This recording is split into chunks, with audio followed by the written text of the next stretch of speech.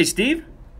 Yeah, man. Hey, how's it going, Steve? My name is Ben. I'm calling on behalf of MetalMofos.com. I was going to see if I could ask you a few questions if you're cool with it. Yeah, let's do it, man. Hey, man, first of all, really appreciate you taking the time. I'm sure it's been a crazy several days for you with all the PR and stuff with the new record. So really grateful you take the time. I'll be real quick with you, Steve.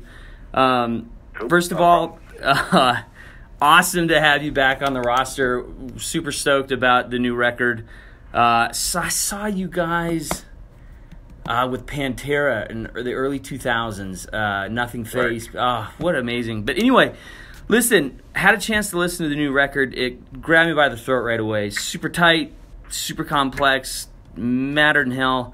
I just wanted to ask you what it was like, from the time you joined the band, you started writing right away. Walk us through that process if you could. Things happen pretty quick, right?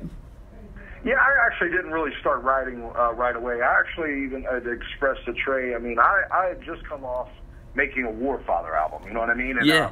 That was sort of my mindset at the time, and I in no way wanted to disrespect Morbid Angel, but I needed to get out of that sort of time, head space or whatever, and I just kind of told Trey, hey man, go ahead, start writing. I'll start working on it as far as when I get the songs, I'll start putting lyrics together and stuff like that, and we'll go from there. Maybe you end up writing all the songs, and I'll just write lyrics, whatever. In the end, I ended up, once we got to rehearsing, I did actually come in and start writing, some music, but by that point, man, I had really fully settled back into being. Yeah, my headspace was totally Morbid Angel, and that was it. That was all that was in my head. You know what I mean? So it was a good thing though for me to kind of to wait. I kind of really wanted to wait because man, the way I approach the two things are drastically different. Morbid Angel for me always, man, it's something bigger and more grandiose and much more spiritual than what I was trying to do with Warfather, man. So for me, it was. I needed to feel like I was in it, dude, or else it wasn't going to be properly Morbid Angel. And more than anything, man, I really wanted to do a Morbid Angel album that was 100%, Morbid Angel. What I think, is Morbid Angel, Yeah, for sure. Did I see you and Scotty did a bunch together on this too? Didn't you? Did I read that? Man. Yeah, man, that's really kind of like I hate to use the word bonding, but I don't really know any other word to do it. That's kind of how we got to know each other, man. Was writing some songs together. We wrote like 3 songs together, and it was man, it was fun. Scotty's he's a badass drummer, so it's pretty easy. I'd say, hey, what about a blast here with a roll there, and then we just do it. You know what I mean? So it's pretty fun. Pretty interesting. The open line of communication and thing like that, and it really made me realize, hey man, we definitely made the right choice here. I knew before we were done rehearsing the first 2 weeks that we had made the right choice as far as the drummer went, and it was real fun to write songs with him and to work with him and to see sort of his opinion on stuff, because man, some of his opinion comes from a little bit different than maybe other people's would, because Scotty's he's a little bit younger than us, man. He's under 30 years old, right? And some, you know what I mean. So he comes from a little bit different opinion on what about Morbid Angel was important for him, you know what I mean? And it's really an interesting take, dude, and it's all good, dude. I'm enjoying the hell out of it. Yeah, man, he's dangerous on a set. He's scary, and I guess for him, talk about a dream job, right? I know he kind of grew up following Morbid, and so what a dream job, man. That's awesome. I hope so. Dude, to be honest, he does it all like pretty effortlessly, man. So it's kind of it's funny, but at the same time, I see the guy whipped after the show, so I know he's giving 100% to it, and he definitely, man, his skill level is extremely high, dude. He's a phenomenal drummer. Oh man, it's just amazing. The new record is incredible. All right, so I know Morbid just came off a pretty massive tour this summer. What does support look like for the new record? Are you guys got some dates? Are you just going to take your time and see what happens? And what? No, we're going to be going out. We're going to be going out like after the new year, man. The album's dropping like coming out December 1st or whatever, and we decided, okay, well, come the new year, we're going to go out again in the States, and then we're going to do the rest of the world after that, man. We went out, the one that we did, that was a sort of pulling everybody together type of thing as far as in the band. Everybody's really itching, man. We've been working on an album for over a year, man, and everybody was really itching to play some shows, man, and get out and, really do some shows. So that was, we went ahead and did that, and then we had some stuff that didn't work out over the fall, and now we're all back on track, got everything sorted out, and we're ready to, take it all on, man. Good. You probably touched on this a bunch, Steve, and as far as, and I know these are kind of cliche questions, but when you sat down to write, was there like a motivation or a focal point for Kingdom's Disdain? I mean, what was there? Was there an overarching sort of vision? What's the story behind it? Man, I kind of believe in timely things. I don't necessarily like to always use the word fate, but I kind of believe in timely events, man. Things sort of happening at the same time, a serendipity, and really, honestly, dude, as everything was getting written for this, as everything was sort of creatively coming to life for this, man, it simultaneously, the world was growing by the moment more and more chaotic. So it was like there was like this crescendo of just angst happening in the world with the elections. And dude, the fact we've been at war in the Middle East and basically destroyed it over the past 30 years. And, these things, it all seemed to be coming to a head, man. And right when we're doing all this, and I just think the serendipity of it all, it just really made things incidentally tie in together, man. The lyrics tie in to sort of a modern, what's happening at the moment, along I don't know, about the sort of social level, and like, it was not an intentional thing, but it just happened. And I think it's because, man, while that was happening lyrically in the world, the same exact thing were happening, man. People's, their spirit, what makes them who they are, man, was being rattled constantly, people's foundations were just completely unsettled for months on end, and it seemed like as that crescendo happened, the album was also crescendoing and creating, writing, recording, and mixing. It all went hand in hand, man. So I think that there's just this amazing serendipity to happen. Yeah, everything fell in place, and I mean, I guess, that's the other thing is, I mean, you're a pretty dialed in guy as far as current events, stuff like that, and you've talked, I guess, in the past about kind of keeping your opinion out of your writing and kind of doing this thing from a third person, like, on the outside kind of looking in. Is it, or was it difficult, or did you add some opinion this time? I guess, how did you deal, because there's a ton of that floating around. It seems like everyone's got an opinion on something.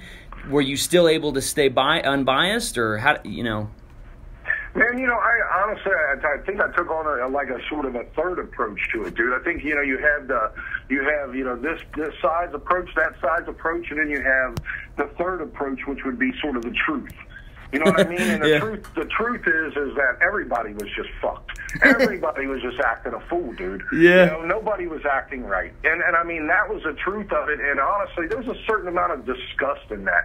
The way that everyone synced to such levels of, I mean, man, honestly, I have to say one of the lowest points so far in my life was watching, the presidential debates, man. And yeah, I watched them because I wanted to see what was said. I wanted to see what the hell they talked about, and what they did, was they turned it into the Kardashians, bro. Yeah. They turned it into sort of a headline fest. Yep. You know what I mean? It was just and never really did they ever really talk about anything that they had either ever truly done or were hoping to truly do. You know what I mean? And that to me, man, from a third person perspective, is really just disgusting and completely disheartening, dude. I mean, it really, for the people that are paying attention to that and not getting tied up in the emotional of one side or the other, if you're looking at it real neutral, you end up realizing the complete lack of facts that were there for anyone to make any sort of a decent decision. You know what I mean? And I find that to be unsettling, that that's the way that we go about politics, and that's the way that we go about, you know, our information, you know, as far as, man, honestly, dude, the most uninformed people in the world have to be poor American people, dude. If you're so poor that you can't afford cable or the internet to get varying opinions of things, then the opinion that is shoved down your throat is the most uninformed, unnewsworthy thing that you could ever hear, man. You know, and it's really, man, I think that it just really shows that the world is really, it's not, I mean, people tend to, and I'm not trying to change the world, man, about, you know, racism or things like that, but dude, racism and all that, man, it's really, it's not what it used to be at all. And I'm not saying that it's not there, because it absolutely is, but man, the real issue, man, is really the difference in people, man, elite people and regular people. You know, I mean, your regular person, man, they live their life hoping the hell they don't get pulled over and get a speeding ticket, because if they get pulled over and get a speeding ticket and harassed by the cop and an additional ticket because they might have gotten upset, then they've just lost half a month's salary. They've just ruined Christmas for their kids. They've just done all that. Do you know what I mean? Whereas the more elite people, they don't even have to worry about that, because the cops don't pull them over, man. You know, because they just got in a helicopter and they flew home. And nobody even knows what they're doing. Nobody's got the thumb on them the way that the thumb is on your average person, man. And I mean, I'm not somebody trying to throw a conspiracy out. That's no conspiracy, dude. It's there. Drive to the good neighborhood, and drive to the good neighborhood and look around and see, you know, how they actually live a little bit compared to how you live, and it's usually drastically different, man. No, I agree with you, brother, and just the way we now hate, I mean, absolutely despise each other's difference in opinions. The media kind of makes you hate each other, right? It's so tough to stay, you know, level-headed about, you know, the things you see in the headlines. So, I mean, I totally agree with you, man. It's a shame. Man, you know, the thing about it is I really honestly don't really go there, man. Honestly, if somebody will only scream their opinion to me, dude, I'll walk away. I'm not interested in it, and I'm not going to walk away saying, man, I hate that motherfucker. You know, but I am going to walk away, and what I'm going to say to myself is, fucking ignorant fuck wouldn't even let me say anything. You know what I mean? Like, I hear you. So, I mean, dude, I was in debate class when I was a kid, and I enjoyed the hell out of it, dude. And I can guarantee you, if you met my mother and you asked about me as a kid, she would tell you, man, he fucking will argue you to death. He will know so many facts that it'll piss you off. And that's just a part of me, dude. So when I come into an argument, I'm usually, man, if I don't know my shit, I'm not going to get involved in it. You know what I mean? So my point is, I don't do that anymore. I don't bother. I don't really bother, dude. I don't really try. And the truth of the matter is most people aren't as extreme as they try and make it out to be anyway, dude. Yeah, you're right. You know, they try and make it out that if you're conservative, then you go to church and you don't believe anything about beyond the Bible. That's not true, dude. I know all kinds of Republican registered people that, man, they don't even go to church. It's not a part of their makeup at all. As a matter of fact, they're atheists. You know what I mean? And brother. You know, and then the other side, if you're that, then, you know, you never worked a day in your life and blah, blah, all bullshit, dude. You know, I know dudes that are union carpenters and union electricians, man, who have been, you know, told they need to vote Democrat their entire career. You know what I mean? So all of it's kind of bullshit, and it's all really just bad whenever it's extreme, man. Whenever somebody just has such an extreme view about something that they will not hear any other opinion or any other explanation, then we're fucked, man. And that's really, dude, we reached that point. We absolutely reached that point, and yeah, man, it's interesting to see what's going to happen in the world, because we have all kinds of shit going on, man. I've been reading about this shit going on in Saudi Arabia, in between Saudi Arabia and Iran, and it's real interesting, like, you know, like, we're a bigger power than you're a bigger power. We're more legendary than you. And it's like, there's all these standoffs, and these are like some of the richest people on the fucking planet, dude. Yeah, man. You know what I mean? So it's interesting. It's at all levels, you know, at this point. No, I hear you, brother, and so I mean, it's pretty daunting to try to raise kids in this in this world. It scares me to death, and I mean, I guess, you know, that's kind of the thing too, Steve. Is I know that I know you write a lot from the spiritual sense, and even like I know you're kind of a history buff and Sumerian society and what sort of history has taught us. Where do you think we're headed? I mean, where does this? What's the end game here, Steve? Man, the thing is I believe history has proven itself again and again to repeat itself. You know what I mean? It's, every great empire, man, every great one falls at some point. It thins out. It thins itself out by trying to police the world, dude. And I mean, America, whether we acknowledge this or not, we are the world police, man. We have our military all over the world making sure that people live the way that they've agreed with us to live, and or we bomb them. You know what I'm saying? Right. The thing is, it's not very different than Rome, man. It's really not. At home, you have all these, the same exact things are going on. The way history repeats itself is just completely fascinating to me, because, I mean, we have the same things going on in the United States that went on in Rome. You have, starting to find out, rampant sexual misconduct. Yep. You know what I mean? Amongst the highest of people, which, I mean, come on, dude. If you paid any attention to Bill Clinton, that's not fucking new, dude. You know what I mean? That is not new things. It's right. Just that, it wasn't so acknowledged. Maybe it was acceptable because maybe women were a little bit more oppressed then. Maybe they're not as much now. I don't know. But, like,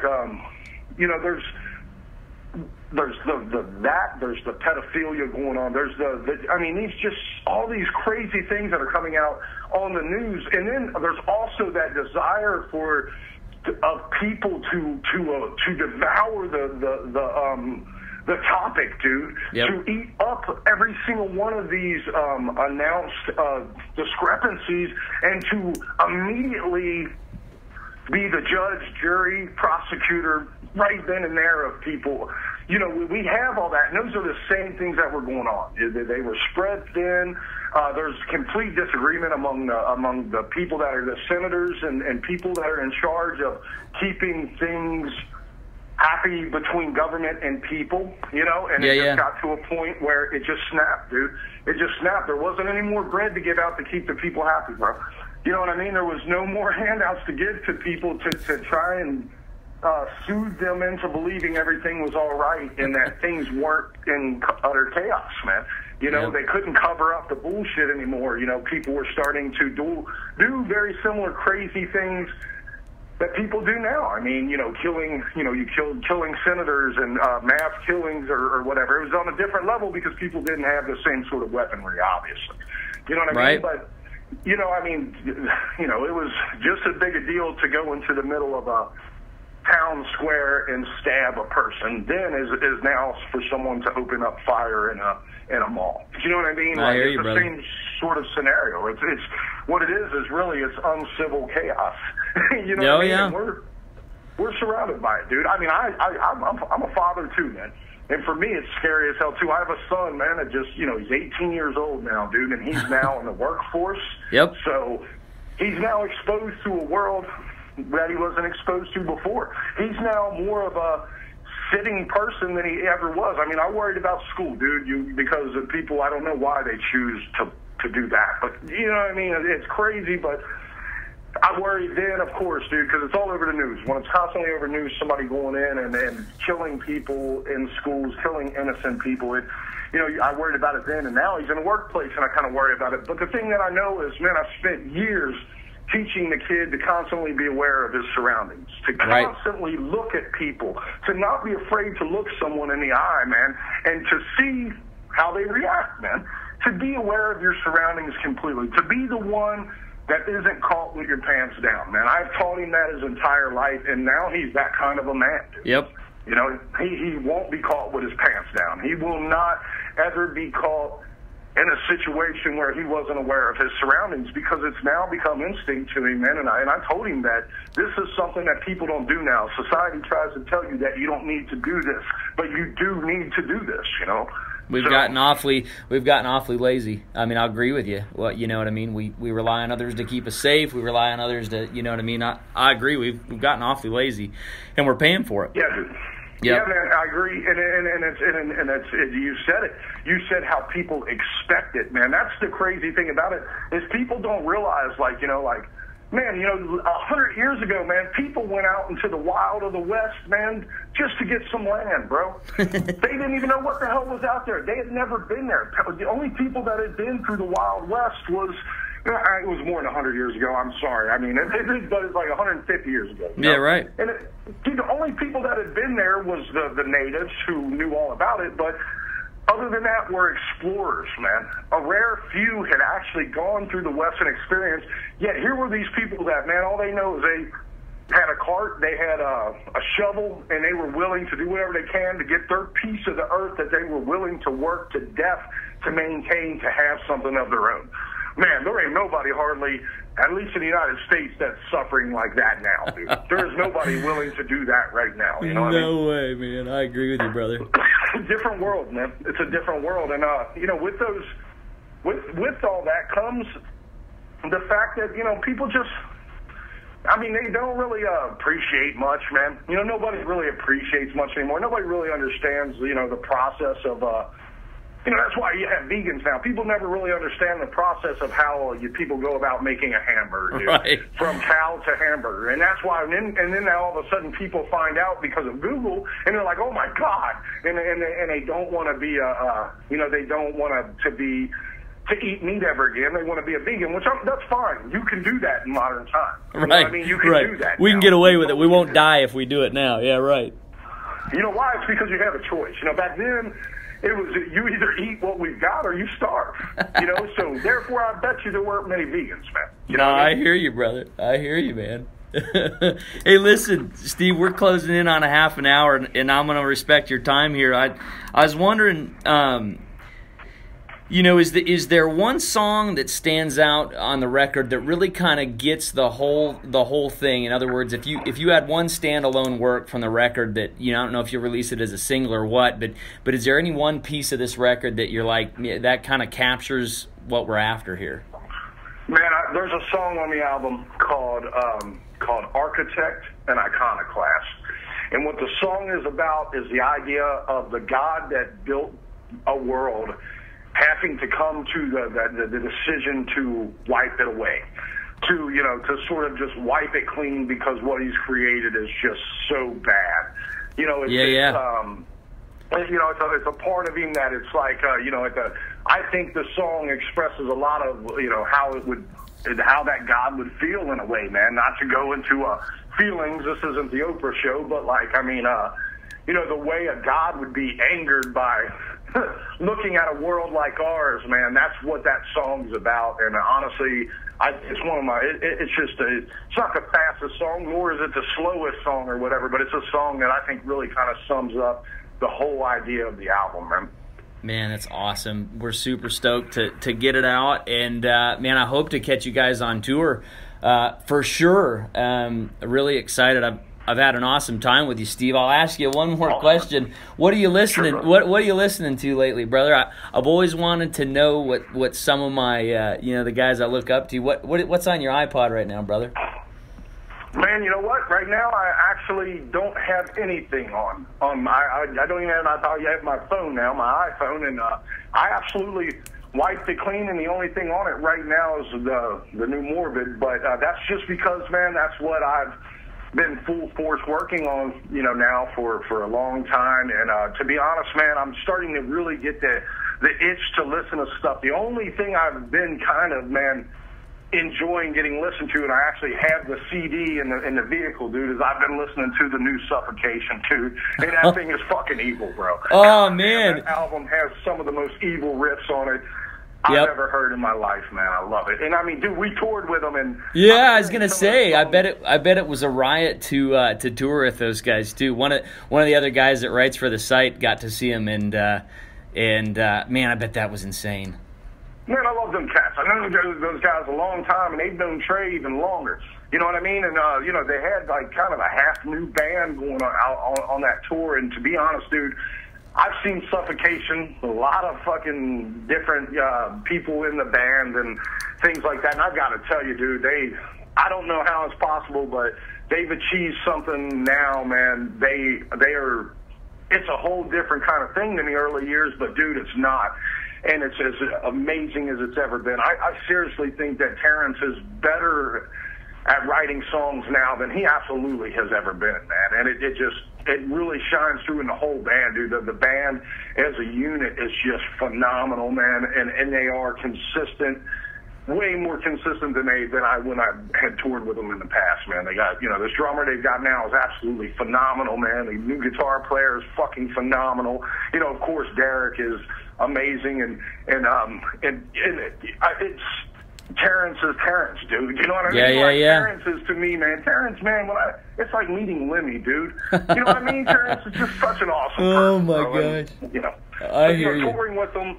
The last tour I did in the States was with Suffocation, dude, and then the first tour I did back in Morbid in the States was with Suffocation, so it kicks ass for me. I enjoyed every second, bro. It's cool to see things go full circle, and I love seeing bands like Morbid and Suffocation and some of these bands that really ultimately defined, massive chunks of the music we know and love. I love to see everyone doing well, and I love to see this music continue to just get bigger and badder and more, relevant. So listen, brother. A lot of cats ask me, man, why do all you guys still exist? Why do all the original bands still exist? And I said, man, you used the key word. It's original, dude. Suffocation didn't sound like Morbid Angel. Cannibal Corpse didn't sound like Deicide. Deicide didn't sound like more. I mean, dude, all these original dudes are original motherfuckers, man. And in the end, it's still there, dude. Like I said, Terrence is writing more menacing evil riffs now than I believe he ever did. So I mean, it's just phenomenal. Everyone's getting better, and it is awesome to watch. And right on. We're stoked for the record. And again, I've had a blast, Steve. Thanks a million for talking to us today. And we'll see you out on the road, brother. Thanks, man. Have a great day. All right, you too.